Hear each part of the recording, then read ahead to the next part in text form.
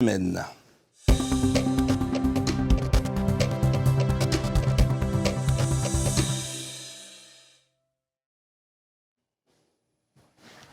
Et Davidson Bennett nous rejoint à l'instant. Bonsoir Davidson. Alors pour débuter cette partie, Davidson, nous prenons la direction de Punaauia et la baie de Sapinus précisément pour rejoindre sur l'eau Wojciech Sis, un apnéiste polonais qui a établi 2 records du monde ce week-end. Exactement, Sam, ce sportif accompli, ancien footballeur, aujourd'hui unijambiste et plusieurs fois champion paralympique d'athlétisme, s'est reconverti à la plongée en apnée et il a, comme tu le dis, 2 nouveaux records du monde à son actif dans cette discipline. Reportage. Après avoir établi un premier record samedi en effectuant 112 mètres avec palme dans le bassin de la piscine de Tiperui, c'est dans la baie de Sapinus que se dirigeait le Polonais de 38 ans pour un autre record ce matin. Une plongée en apnée en profondeur de poids constant. Pendant que le CMAS, ses coachs, la Fédération tahitienne des sports subaquatiques de compétition et toutes les personnes inhérentes à la logistique de plongée et à sa sécurité préparent le matériel nécessaire à cette tentative de record, Wojciech, lui, commence ses échauffements et ses exercices de respiration. Il effectue une première plongée en statique à 10 mètres de profondeur, puis une deuxième à 12 mètres sous l'œil avisé de son coach, Francis Le Gall. Ensuite, il est descendu à peu près à la même profondeur, mais poumons vides, pour mettre en pression la cage thoracique, pour avoir à peu près l'équivalent de ce qui se passe lorsqu'il va être à grande profondeur. Donc en surface et en sécurité, il se prépare à ce qui arrive ensuite, quoi. La responsable du CMAS présente pour la validation du record annonce alors l'heure de plongée, qui est fixée à 9h45. L'heure approche, la descente est imminente, le top départ est donné. 5, 4, 3, 2, 1. Official top.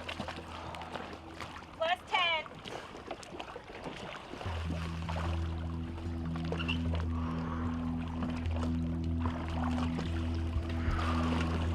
Diver down.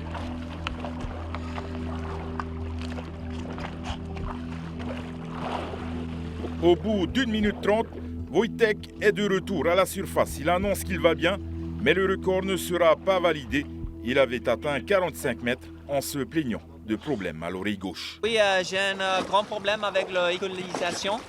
Après la première fois, je allais pour 47 mètres, moi, heure, ce n'est pas bien. La responsable du CMAS annonce alors qu'il a droit à une autre chance de tenter l'exploit et lui donne 20 minutes de préparation pour une deuxième tentative. Wojciech se remet une fois encore dans sa bulle.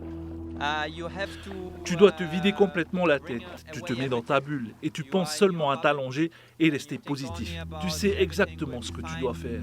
Voilà ce dont à quoi je pense. Une bombe peut exploser, que je ne l'entendrai pas. Je me concentre entièrement sur mon corps et ce que je dois réaliser.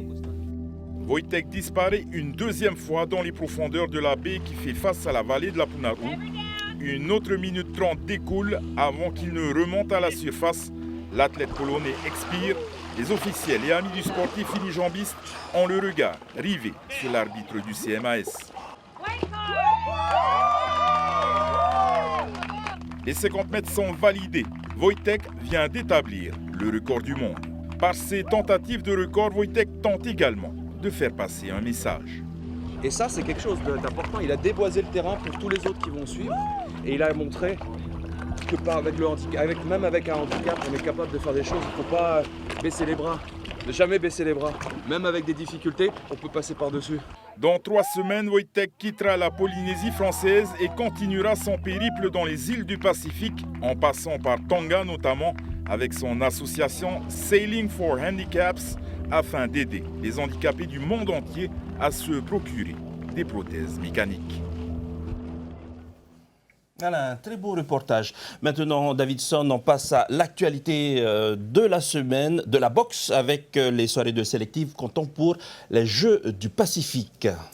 Et oui, sur les 13 combats programmés, 5 seulement se sont tenus. 8 combattants y ont déclaré forfait. Leurs adversaires ont été qualifiés d'office pour les Jeux. Sur les 13 places à prendre, 11 sont revenus à la Polynesian Boxing Association, présidée par Tohiti Nena.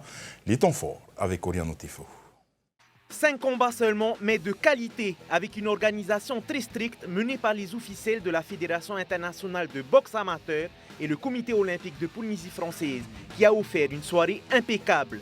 Pas de temps mort et un arbitrage impartial.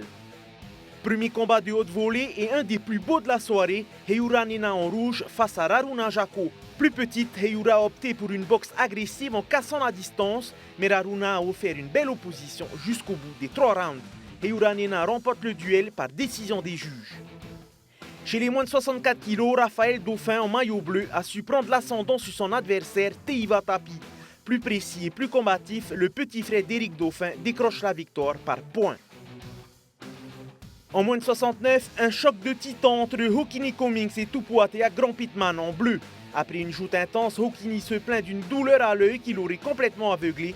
Le médecin préfère arrêter le combat en faveur de Tupuatea. Tout de suite, nous avons Hokini Cummings qui vient de nous rejoindre. Alors, Hokini, qu'est-ce qui s'est passé pour toi? En fait, il s'est passé qu'à 30 secondes du dernier round, enfin du premier round, j'ai reçu un coup involontaire, on va dire. Mais bon, après, entre nous, on ne sait pas si c'est involontaire. J'ai reçu un coup de coude sur le droite qui a carrément perturbé ma vue sur le ring. Du coup, voilà, le premier round, j'étais sûr que je menais le premier round. J'étais super forme, j'étais présent et tout. Tout le monde était là, tout le monde a vu.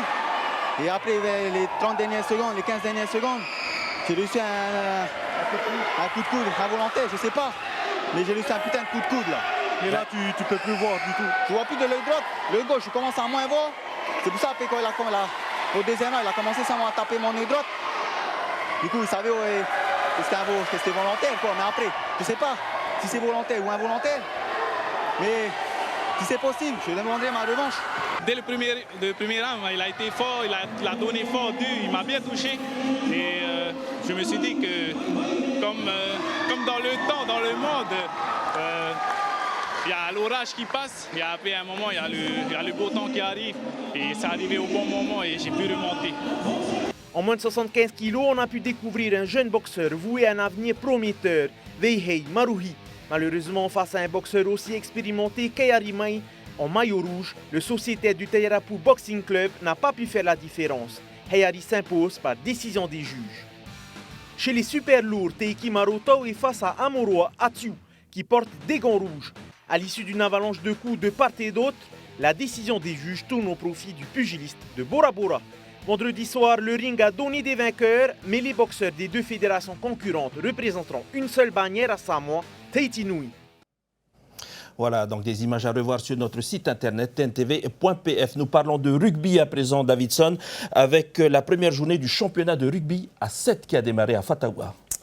En effet, 6 équipes se sont affrontées. Cet événement permet aux joueurs de se frotter à cette discipline complètement différente du rugby à 15 et qui surtout a fait son entrée aux Jeux Olympiques de 2016 à Rio. Retour sur les matchs à Fatawa avec Oriano Tefo.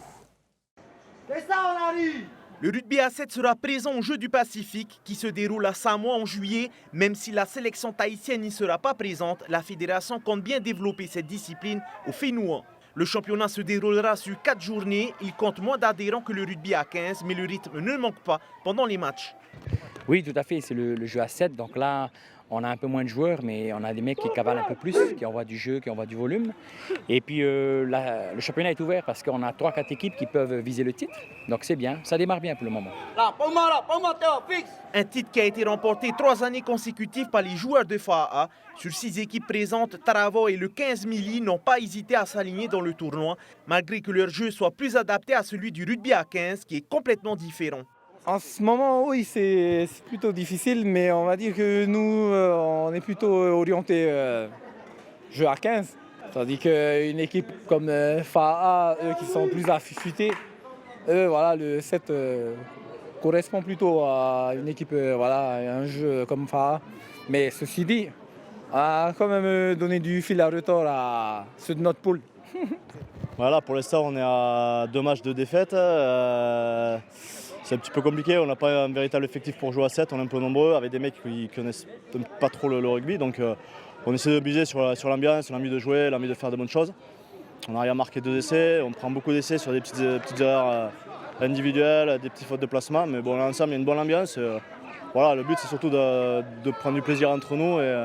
L'objectif étant de monter plus une équipe à 15, je pense, ici. Les leaders d'Oremou commencent ce championnat sur les chapeaux de roue. FAA Rugby Haro remporte la finale de cette première journée en battant le RC Pirée 10-0.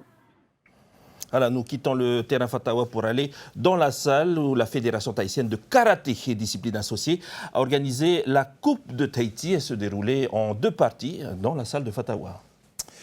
Oui, l'une était consacrée au kata où les compétiteurs exécutent des techniques dans le vide, tandis que l'autre était réservée au kumite, au combat. Avec une 50aine de compétiteurs, les jeunes ont répondu nombreux à l'appel. Oriano Tefo était sur place.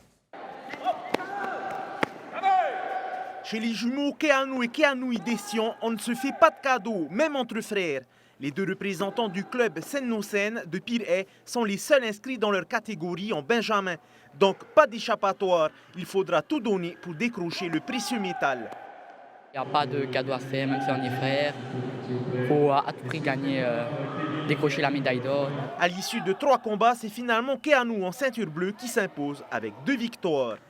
Après plusieurs titres de championne de Polynésie et d'Océanie, Kenli Cavani confirme sa place de leader. Elle s'octroie la première place chez les cadettes en s'imposant devant Gillian Hortz en finale. Au début, c'était dur à marquer. Puis à la fin, j'ai réussi à marquer quelques points et au final, j'ai gagné. Du haut de ses 9 ans, Evan est un redoutable combattant. Il s'empare de 2 médailles d'or chez les pupilles garçons. J'ai participé à la compétition kata et combat et j'ai gagné aux 2 compétitions. Depuis 2 ans, le karaté tahitien est en perte de vitesse avec moins d'adhérents chez les adultes. Mais la fédération mise sur la jeune garde pour développer la discipline. Il y a une petite baisse d'adhérents. Et là, je me focalise beaucoup sur la jeunesse là, pour la relève. Là, il faut qu'on essaie de garder un peu ce vivier pour l'avenir, parce que l'année prochaine, on a les Océaniens qui vont se dérouler en Nouvelle-Calédonie. Les Océaniens se disputent l'année prochaine au mois de juin, mais en attendant, les compétiteurs locaux se donnent rendez-vous samedi 18 mai pour le dernier championnat de Polynésie en kata et kumite. Voilà, nous parlons tennis à présent, un type particulier sur la plage. Une 50aine de joueurs a participé à une compétition de beach tennis hier à la plage de Tar ou à Papara. Cet événement est organisé par l'association Beach Tennis Tahiti qui est affiliée à la Fédération tahitienne de tennis. C'est ça, Davidson.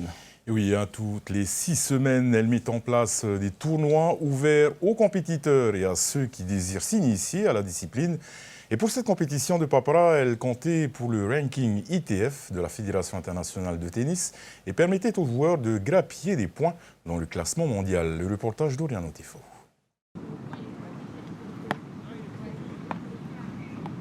Le niveau est au rendez-vous pour ce 6e tournoi de la saison avec la participation de 5 joueurs qui ont évolué à l'île de la Réunion où la discipline est en pleine expansion. Chez les féminines aussi, le rythme est soutenu. Parmi les joueuses, on retrouve Tahia Isher qui vit en Australie mais dont la mère est tahitienne. Depuis l'an dernier, elle est classée à l'international. C'est un sport très actif, tu dois beaucoup courir. Ici, comme en Polynésie, comme il fait très chaud, ça peut être difficile. Mais c'est fun, quoi. Comme dès que tu as la balle, tu smashes la balle et puis... Ouais, et puis en fait, c'est fun. C'est un sport très fun, quoi. Quand tu joues au beach tennis, il faut vraiment beaucoup parler, dire que c'est out. Bon, nous, on parle en anglais quand on joue, mais se dire que c'est la balle est dedans, c'est dehors, non, toi, tu la plantes, tout ça, il faut beaucoup communiquer. Une discipline très physique puisqu'il faut courir sur le sable et qu'il n'y a pas de rebond possible. Ajoutez à cela le sable chaud qui oblige certains athlètes à jouer avec des chaussettes. Parce qu'il fait tellement chaud sur la plage. Et comme c'est une plage noire aussi, souvent dans les autres pays, c'est des plages blanches, alors c'est pas aussi chaud. Mais là, j'ai 3 paires de chaussettes, quoi. Un enjeu de taille pour ce tournoi, il permet aux meilleurs joueurs de gagner des points pour évoluer dans le ranking. Un gain qui ameute des joueurs de différents profils et notamment des sports de raquettes. Donc on est labellisé au niveau international, c'est-à-dire que les vainqueurs, les finalistes et les demi-finalistes vont marquer des points et vont apparaître dans le classement international. Et les Australiens apparaîtront en tant qu'Australiens, mais les Polynésiens apparaîtront en tant que Polynésiens. Alors mon coéquipier, c'est mon petit frère, il a 14 ans, il s'appelle Montas Haunui. Et on a gagné notre premier match parce qu'on a un jeu qui est assez imposant contre des adversaires qui ne sont pas habitués forcément à jouer au beach tennis. Mon petit frère, il jouait au tennis, il en a joué pendant 5 ans. Du coup, il a des bonnes bases et le tennis ça a beaucoup aidé pour avoir le bon toucher de balle et la bonne perception de la balle. Les finales n'ont pas pu se jouer à l'heure prévue. Elles sont reportées au week-end prochain sur le terrain de beach soccer à Tipperary.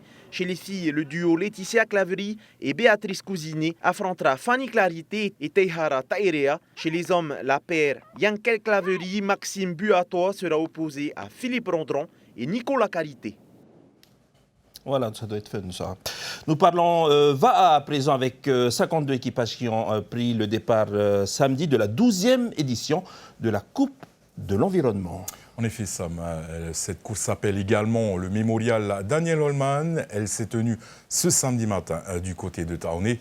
Une course de V6 marathon qui a vu également la participation d'équipages des sélections de Tahiti pour les championnats du monde de VAA qui se tiendront à Mooloolaba en Australie en août prochain. Regardez. Ce sont les femmes et les équipages mixtes qui prennent les premières le départ de cette 12e édition de la Coupe de l'Environnement. Ils avaient 14 km à parcourir avec un demi-tour au Toahiro à Mahina. Et ce sont les équipages de l'Ifremer qui remportent cette course chez les femmes et en équipe mixte. Pour le directeur de la société Enviropol, les conditions et le nombre d'équipages présents à la course étaient plus que satisfaisants. Donc c'est bien la 12e édition de la Coupe de l'Environnement, c'est le mémorial Daniel Ollmann, donc une course dédiée à un de nos salariés qui était très cher dans nos cœurs et qu'on a perdu il y a quelques années. Donc voilà, c'est toujours un bel hommage. On a eu une belle météo aujourd'hui, des beaux compétiteurs, une belle houle. Il y avait 52 VAA, donc voilà, c'était une belle course. On est très contents et on tient à remercier tous les participants. Les hommes, les juniors, vétérans et les entreprises partis 5 minutes après ces dames avaient, eux, 21 km à parcourir pour un demi-tour au Motu Martin. La deuxième formation junior d'OPT s'est illustrée chez les juniors. Enviropol remporte sa propre course en senior et Tohiea de Morea aura été le plus fort chez les vétérans. Ça a été une course très difficile parce qu'au départ on n'a pas vite trouvé notre coup et puis quand on a vu la remontée sur nous, ça nous a perturbé aussi au niveau du mental. Et dans le surf on a perdu une rame qui a cassé avec notre Fahoro, mais bon, on a serré les dents jusqu'au bout et puis voilà, on a terminé bien notre course comme on a pu. Là, c'était la stratégie de sortir en premier et de rester tranquillement devant. Donc il ne faut pas partir bêtement comme ça. Ouais, aujourd'hui, il y a vraiment le temps parfait pour la course de pirogue aujourd'hui. Il y avait les remontées, il y avait le surf.